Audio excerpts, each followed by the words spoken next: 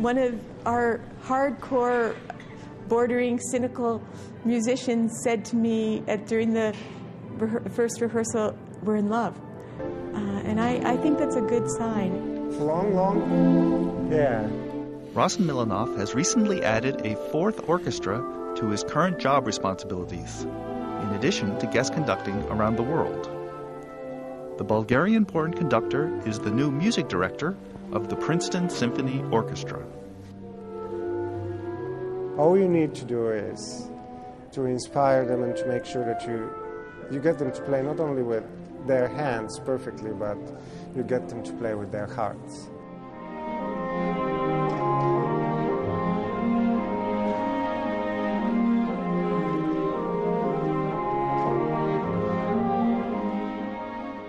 I'm very excited because as I was driving this morning from Philadelphia and you approach this absolutely unique town of Princeton, you're absolutely overwhelmed by the beauty, by the sense of history here, by the sense of tradition.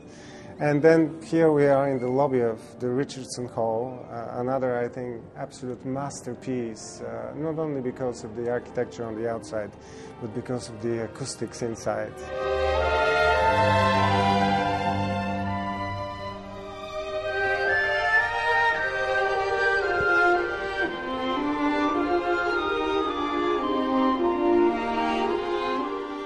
It has some wonderful musicians. It has a board of supporters and loyal audience that do not leave even a single seat empty in this hall.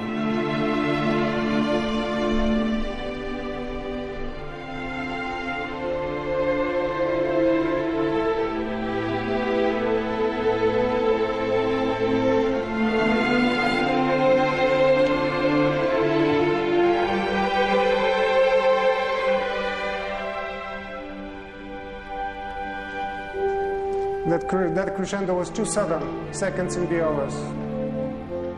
We had not had anyone else conduct us for 22 years, actually. And basically we put an ad in, got a little over 200 resumes. The search committee worked the first year of the search to select conductors for the second year, which would really be the year when finalists would be brought. He got unanimous support from the search committee and the musicians. So amazing if you could actually...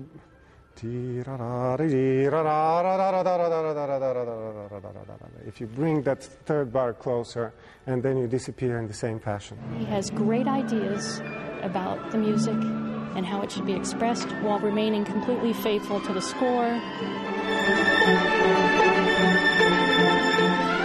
We had a long process choosing a music director. We had a lot of people come, very talented people, wonderful people. But I think when Rossen came, it was very immediate, and it's clear that he was really a terrific choice for us.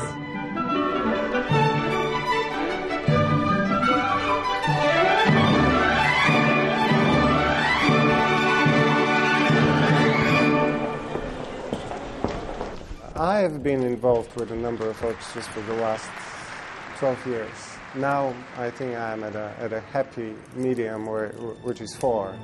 I have, of course, a big responsibility with the Philadelphia Orchestra, where I'm the Associate Conductor and also the Artistic Director of their summer season at the Mann Center.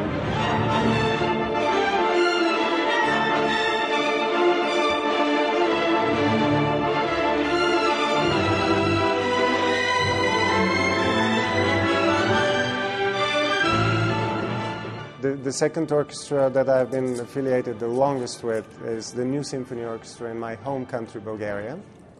The third orchestra is the other orchestra here in New Jersey, in the state of New Jersey. And it's a symphony in C down in Camden, formerly known as the Haddonfield Symphony. And now with the Princeton job, this is job number 4. The Symphony in C is one of the premier training orchestras in the United States.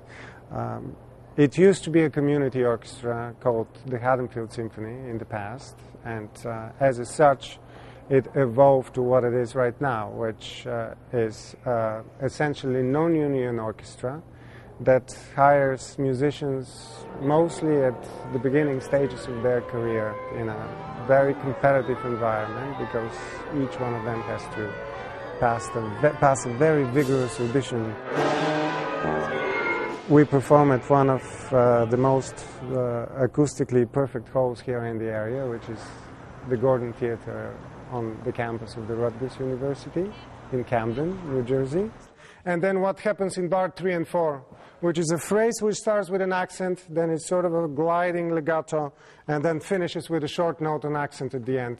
So pa pa pa pa pa pa ra pa, like all these things.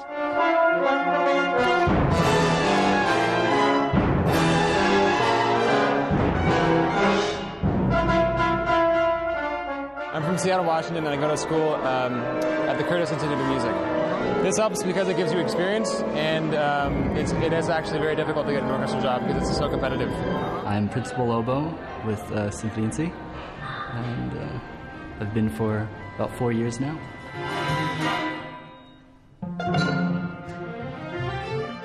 In the United States, usually, I'd say there are only a handful of job opening. I mean, with the major symphony orchestras, I mean, there are rarely openings. I'm born in LA, Los Angeles, and I went to Juilliard for my undergraduate and also my master's. And I graduated 2 years ago. So it starts slow, faster, fastest, and then very impressive. She's auditioning for some pretty big job in a couple of weeks, and she asked to play some of the orchestral excerpts for me, so I could hear her and give her some constructive critique. And this is something that I do very often for a lot of members of the orchestra. It's a little perk that they get to do once in a while. Beautiful.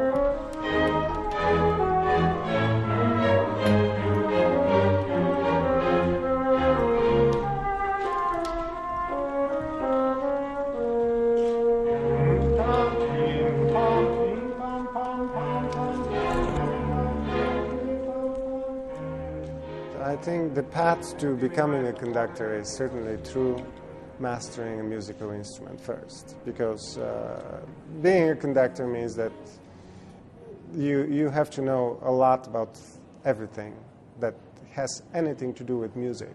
Violin was my first instrument when I was 6 years old, but I also did a fair amount of singing, because a couple of years later I joined a very prestigious children's choir in my home country, Bulgaria. It was something that really gave me a very interesting idea of what the life of a performing artist could be, and I loved every single moment of it. When my voice changed to what you hear now, and I could assure you that as a boy I had much prettier voice, I missed it very much, the singing, so a friend of mine suggested that I pick up the oboe, and the oboe reminded me of the voice that I didn't have anymore.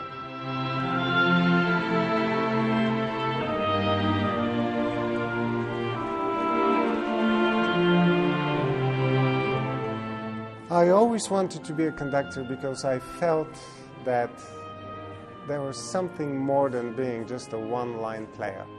As a conductor, it gives you an opportunity to really experience the music in all its complexity.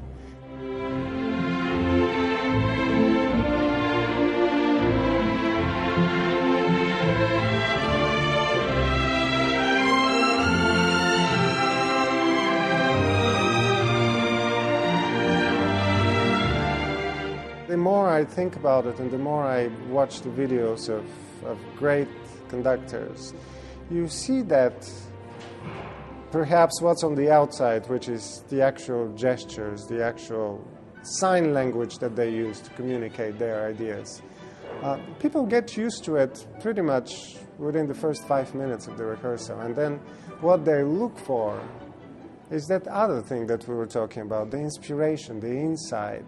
I don't think this comes that much from the hands. I think this comes more from the eyes. It comes from how transparent you could make yourself to the orchestra, and how they could see that you deeply care about it.